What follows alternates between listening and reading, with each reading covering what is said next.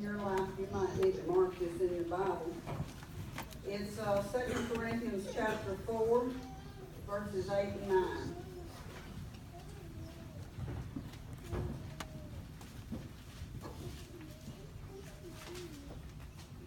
The Bible says, we are afflicted in every way, but not crushed, perplexed, but not despairing, persecuted, but not forsaken, struck down, but not destroyed.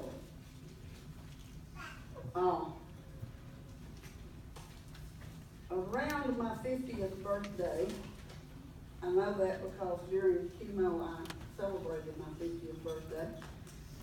We had been through thyroid cancer with Jackie in 1997, which was really scary.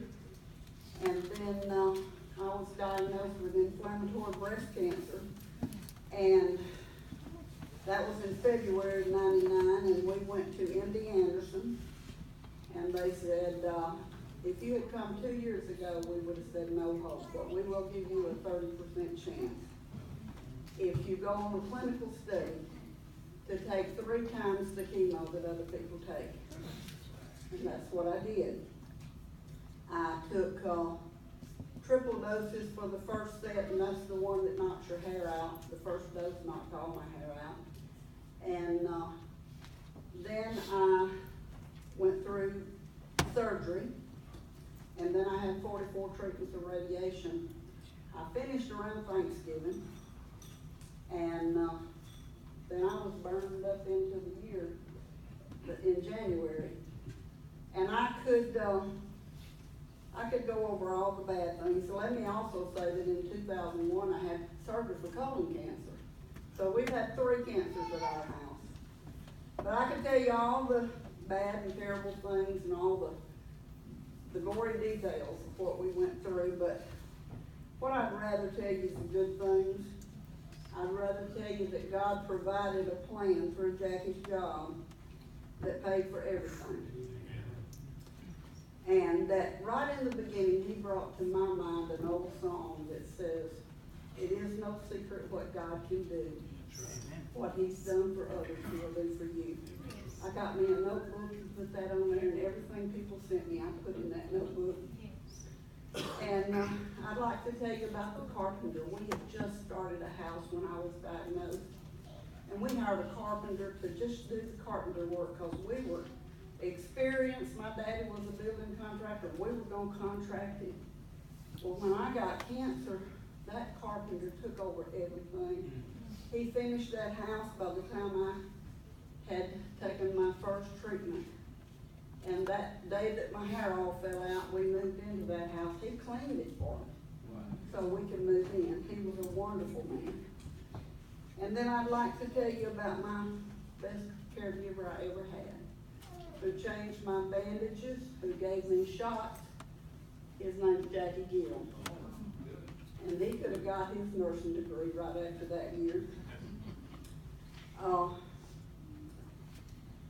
The radiation technician that gave me my radiation, unexpected because he was East Indian, I believe. And I listened one day and he was playing hymns softly in the background. And I said, I love your music. And he said, they won't let us say anything, but we can play any music we want to play. That meant so much to me. I'd like to tell you about my Aunt Elsie, who brought me this little red Bible that you see me carry. She brought me a yellow marker. And if you look, Psalms is pretty much yellow. But there's one chapter in Psalms that spoke to my heart. It was 107. Because when I would feel in despair, that really, I could relate to that. I would like to tell you about the innumerable people who said, I'm praying for you, or our church is praying for you. One in particular said, we have your name on the back wall of our church, and when we leave, we're reminded to pray for you. It's so humbling to know that many people who don't even know you're praying. There was one old preacher that was a friend of my aunt's. He didn't know me, but he prayed for me every day for over a year. And then there was the lady who also didn't know me, but sent me in the mail a songbook page, right out of the songbook of the old song, God leaves his dear children alone. And if you know that song, you know that it says that some of us have to come through the fire.